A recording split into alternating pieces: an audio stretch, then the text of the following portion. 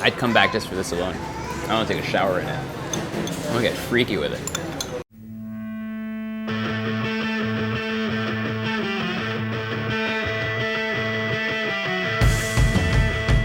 In the last episode, we discovered what makes the chicken inasal so tasty in Bacolod. Now we want to focus on the hearty soups this town has to offer. Welcome to the beautiful city of Bacolod. I've actually never been here before. It's my first time and I know I'm in for a treat. Everyone knows Bacolod for being Sugarlandia because there's lots of sugar canes everywhere. People know it obviously because of the chicken inasal. We just did a video about that and it was absolutely delicious. But one thing that might slip people's mind is this is the heart of some of the best Ilonggo food that you might find. We're right next to the island of Panay. We're currently on the island of Negros, and these whole areas have delicious food. There are three things in particular that we are here for: Cansi, Batchoy, KBL. Let's get to it.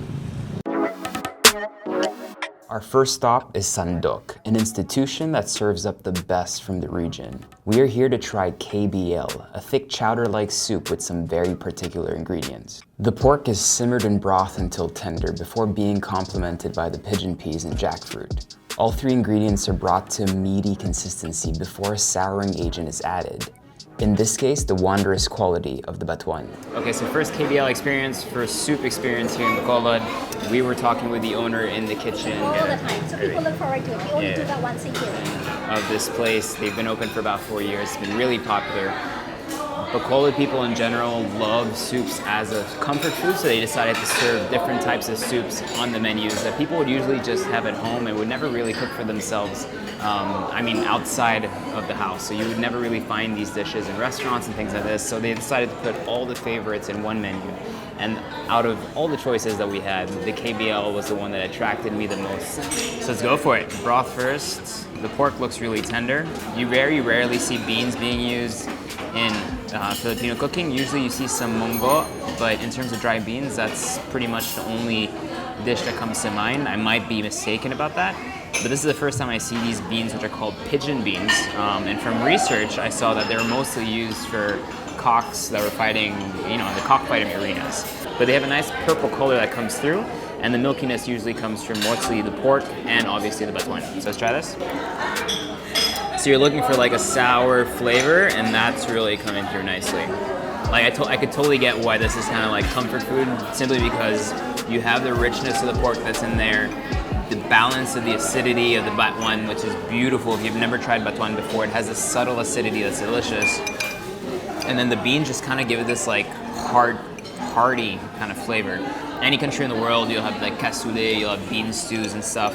And this reminds me of that, and it kind of gives me that very hearty, heavy winter soup vibe. But that batuan for me is something really special. Okay, I'm gonna try the pork now. So pork tender, obviously, because it's been cooked for a while. You always like to see that jiggly piece of meat and fat on there. Super tender. I love this. I think this could possibly be one of my favorite soups. I mean, you hear about sinigang a lot, you hear about bulalo a lot, tinola, but you come to the provinces and they usually have different types of soups. Vinacol used to be one of my favorite ones, which is made with coconut water. But this, I've never tried anything like this. So I'm adding it to that list for sure. Tastes good. Good. I hope that walking around would help me prep for the next calorie bomb I was about to taste.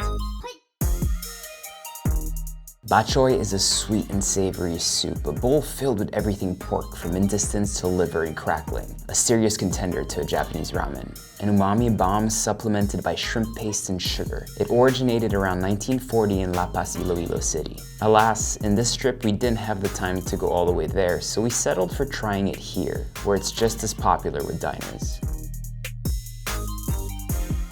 I've been absolutely excited for this, even though I'm stuffed and can't really eat much, but this looks so decadent. The amount of bone marrow that was put into this batchoy is absolutely ridiculous, and already you start from a basis where batchoy is not necessarily a light soup because it uses kind of like all the awful cuts of the pork. So you've got some chopped liver in there, you've got some chicharron, some deep fried pork bits, and you've got this like deep, really creamy broth that's made extra creamy by adding just literally literally, I think it was 5 tablespoons of just chopped up bone marrow, what they call here utok. So yeah, I've never had a batchoy in Bacolod, so I don't think I've ever had a proper one. So the broth in itself isn't necessarily heavy, but you can really get all that flavor that's in there. And you basically have what you expect in terms of the types of flavors that you expect from it. So a lot of porkiness, kind of like a ramen-ish. A lot of porkiness, deep pork bone broth. But what really makes it special is kind of all the additives that go on it. So the chicharron, the liver, and the beautiful kind of like noodles that are on there. And look, you got some stomach lining or intestines. I'm not really sure what I'm eating right now. But that's delicious. And the bone marrow is kind of like this sneaky little ninja that creeps up to you after a while. Dude, I'm certain there's so much more I need to eat here. Like, it's crazy. I'm kind of sad that we're leaving tonight. So there are other places, obviously, you can eat batchoy in. 21 comes highly recommended. This actually recommendation comes from our driver today, who's been amazing, Brett. And he told us that people really do come here for the batchoy, especially because of its bone marrow. And I can totally understand why.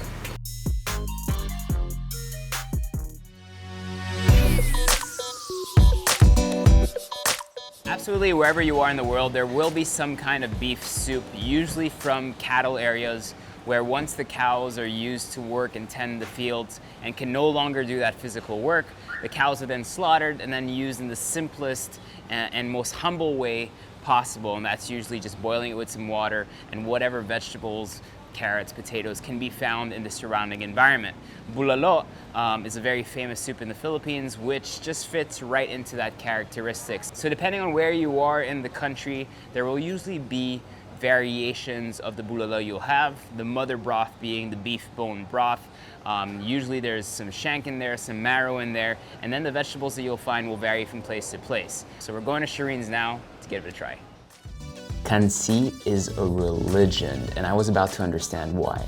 I met the grandson of Sharyn's herself, and he told me that if ever anyone's in town, it's best to call ahead to reserve the special soup that they set aside for me. You order the ugat-ugat. Basically, the ugat-ugat is the cartilage, the tendons that stick onto the bone. It's it's a much rarer cut than your usual Cansi. It has more volume to it in terms of bone.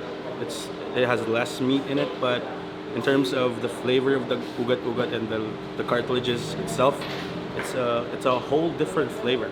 Various sizes of shanks are boiled until tender, fat and cartilage are prized. They are then flavored with batuan, achuete, green lanka, lemongrass, and other aromatics depending on the restaurant you are in. Batuan is indigenous to the Philippines and some other Southeast Asian countries. Filipinos love sour profiles. It's used just as some other regions in the country calls for tamarind, calamansi, or camyas. It's said to be grown in other provinces, but just not used as much as it is here in Negros and Panay.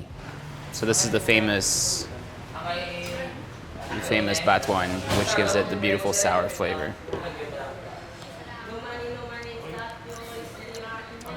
Yeah. Okay. It actually does. It does taste like Not a good idea.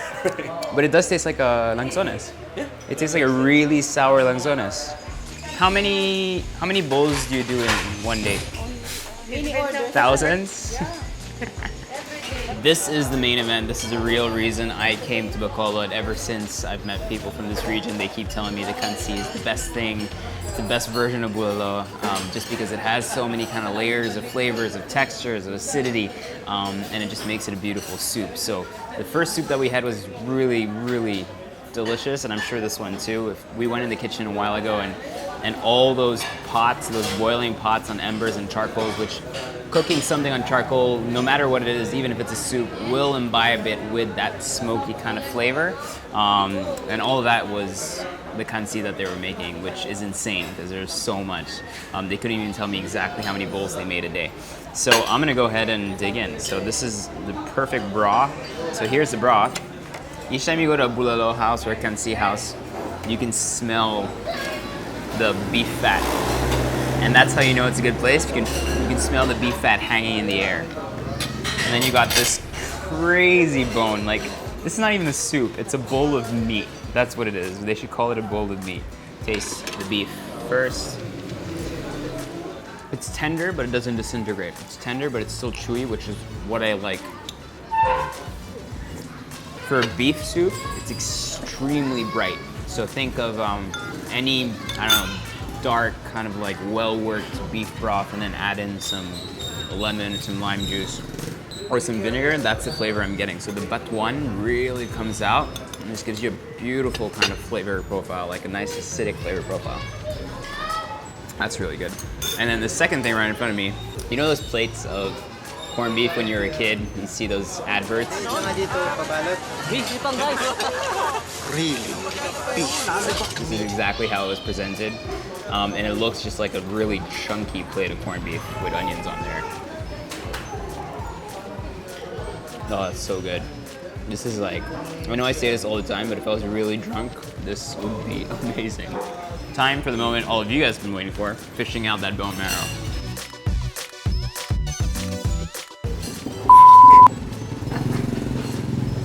Each time I eat bone marrow, I know exactly what to expect, but then it hits me and I'm just like, oh, it's so good. Two things in life, bone marrow and butter, make absolutely everything better.